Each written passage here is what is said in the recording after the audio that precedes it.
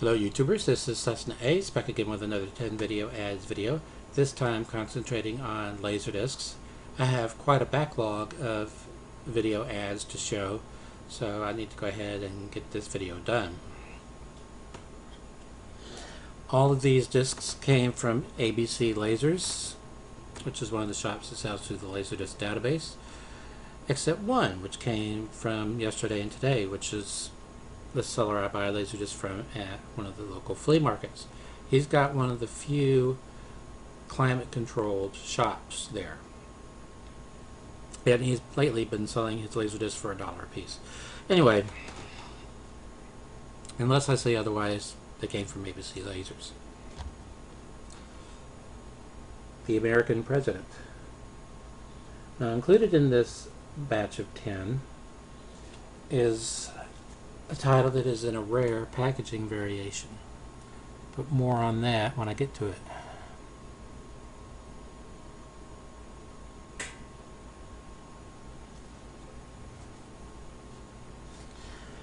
Okay, this next film is one that I already have on VHS, and I have it on DVD, and it's a bad movie. So I hear some of you asking, well, why'd you buy it on LaserDisc?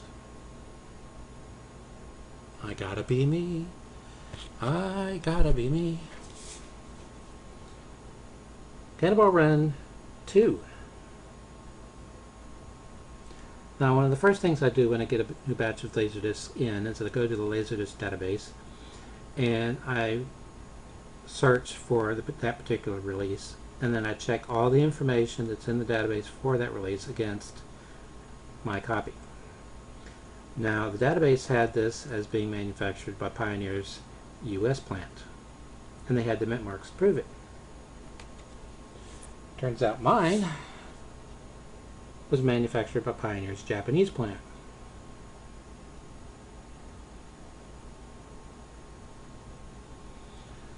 So now, for manufacturer, instead of saying Pioneer USA, it says multiple sites, and then there's a section for mint marks, and it has Pioneer USA and the mint marks, Pioneer Japan, and none, because this has no mint marks, none. Early when Pioneer first got their plant going, they were not including mint marks.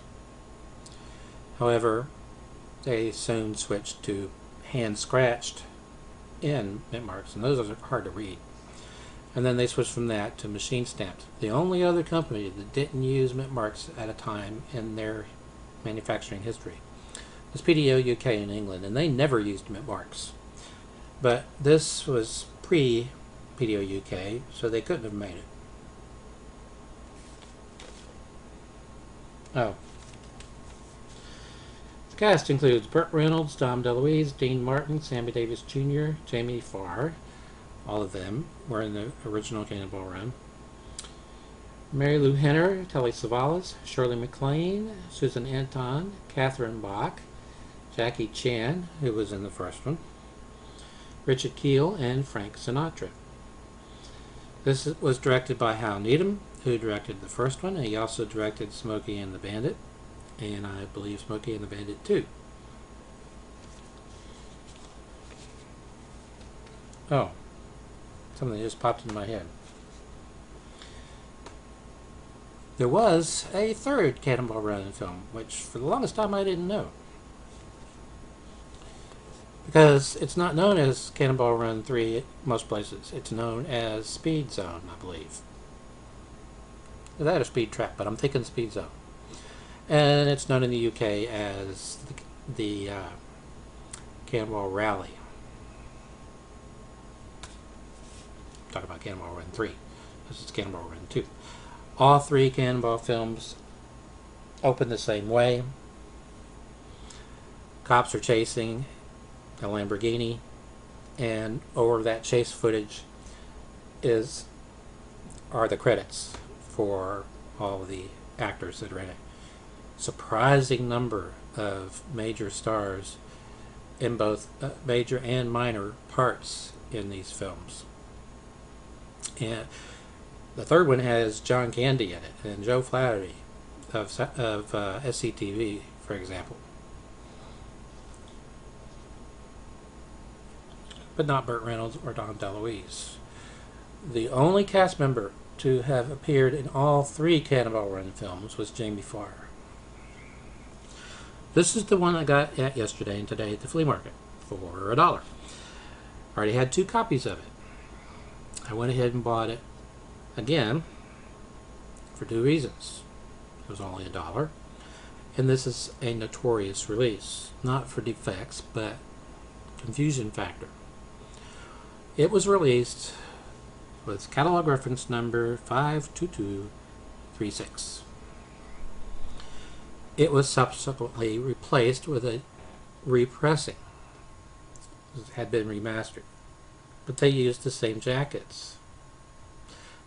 Some of the jackets have the correct reference number for the re-release, but most have the reference number from the first release. This is one of them. Catalog reference number 52236 on the jacket.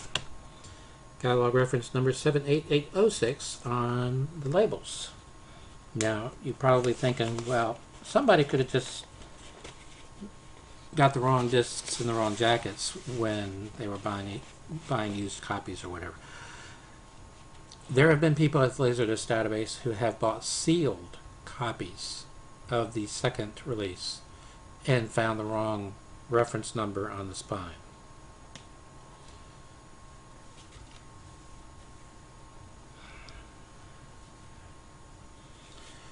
Okay.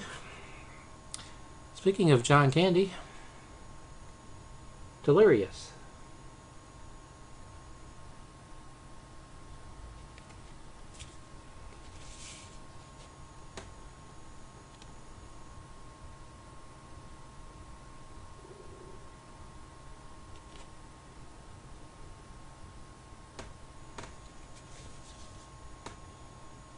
Also has Merrill Hemingway, Raymond Burr. Never seen that movie.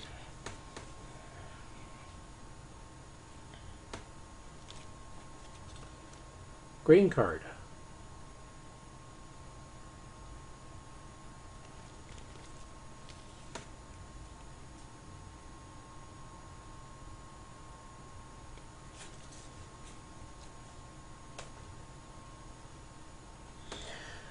Now, I have been entering in my DVD collection at DVD Aficionado. It's an online database for DVDs and Blu-rays.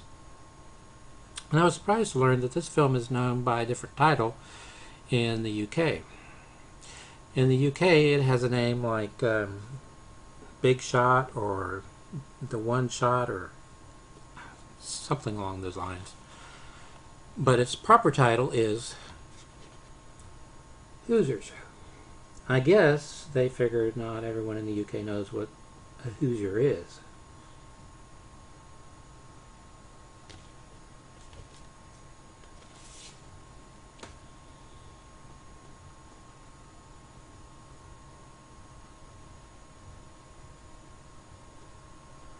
Basketball. That's my only clue.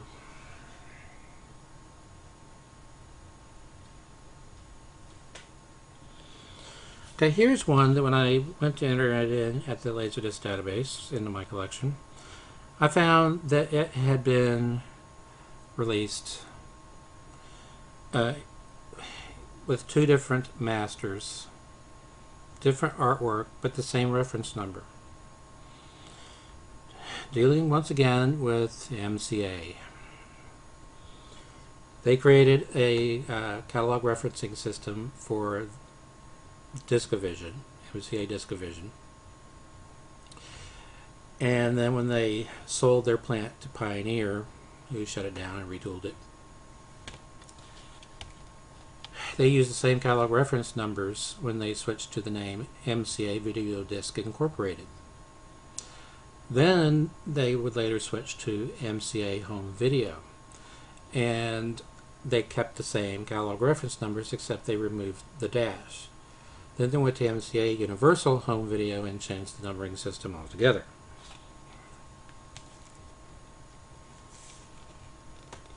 Play Misty for me.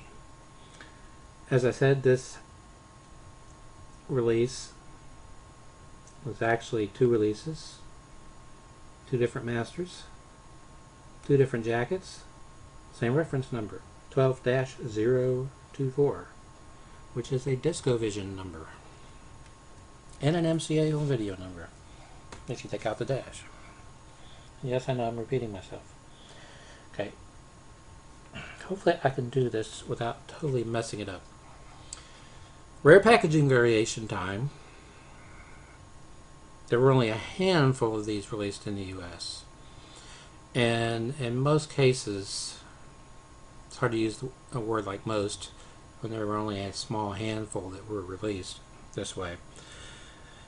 But they released them in a standard jacket and then this type of jacket, or this type of case, and then included a survey card for you to fill out and send back in to give your preference as to which you prefer. Apparently not a lot of people like these. I think they look kind of cool, but they do have a design flaw. This is Silence of the Lambs. Image released a couple of titles this way, in both the standard jacket and Please Stay In, a digipack. I begged it to stay in because these are notorious for falling out.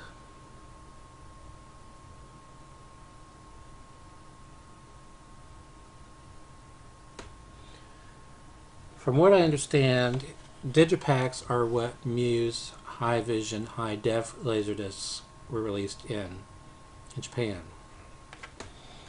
But we didn't get that particular variation on the LaserDisc format here, so unless you collect Muse High Vision, your chances of coming across a digipack are relatively slim. Another oddity, again involving MCA. I had never seen this sort of thing before, and that is them releasing a title through Image Entertainment, either as just the distribution part of it, or they just didn't want to release it themselves and they licensed it to Image. In any event, this gun for hire. Now, I love this jacket art.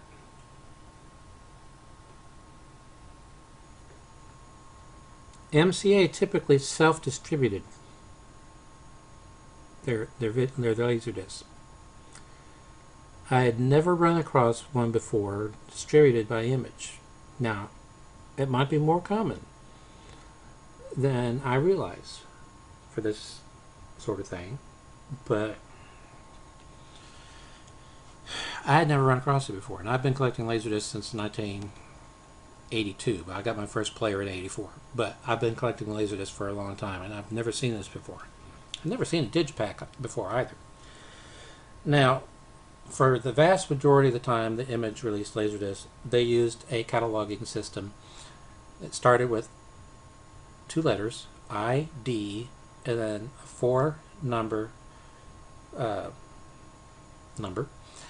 4-digit number, followed by a 2-letter suffix, which would indicate which company had licensed the title to Image.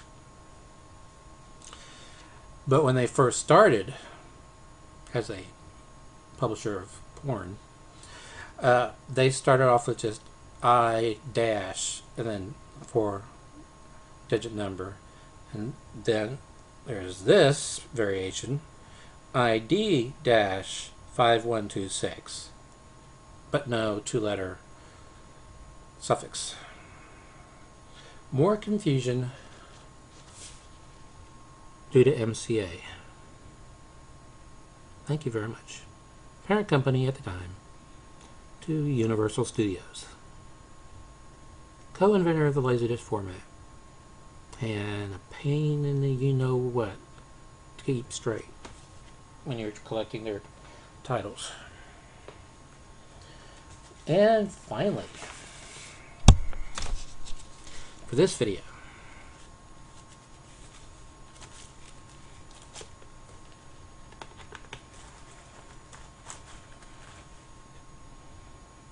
Clint Eastwood, Gene Hackman, Morgan Freeman, Richard Harris.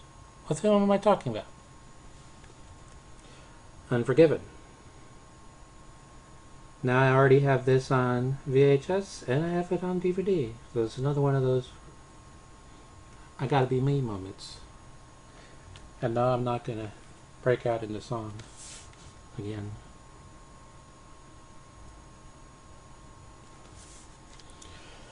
A lot more videos to show, so until next time, stay awesome. It was manufactured by Pioneer's Japanese plant.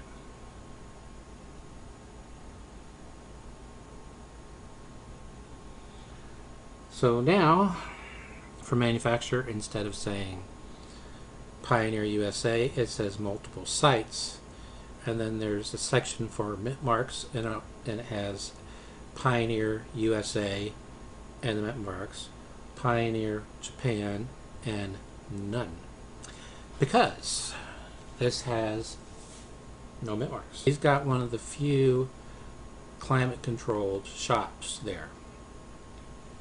And he's lately been selling his LaserDiscs for $1 a piece. Anyway, unless I say otherwise, they came from ABC Lasers.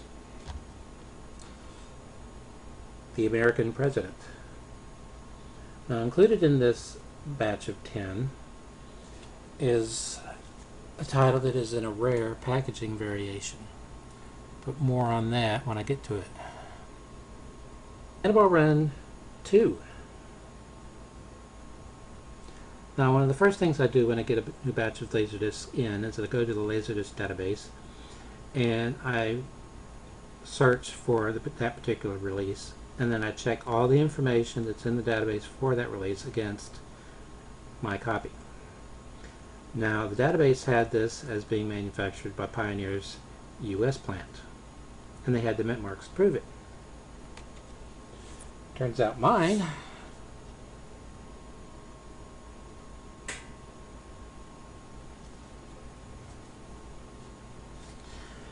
okay, this next film is one that I already have on VHS, and I have it on DVD, and it's a bad movie. So I hear some of you asking, well, why'd you buy it on LaserDisc? I gotta be me. I gotta be me. Okay. Hello YouTubers, this is Cessna Ace back again with another 10 video ads video, this time concentrating on LaserDiscs. I have quite a backlog of video ads to show, so I need to go ahead and get this video done. All of these discs came from ABC Lasers, which is one of the shops that sells through the LaserDisc database, except one, which came from Yesterday and Today, which is the seller I buy LaserDiscs from at one of the local flea markets.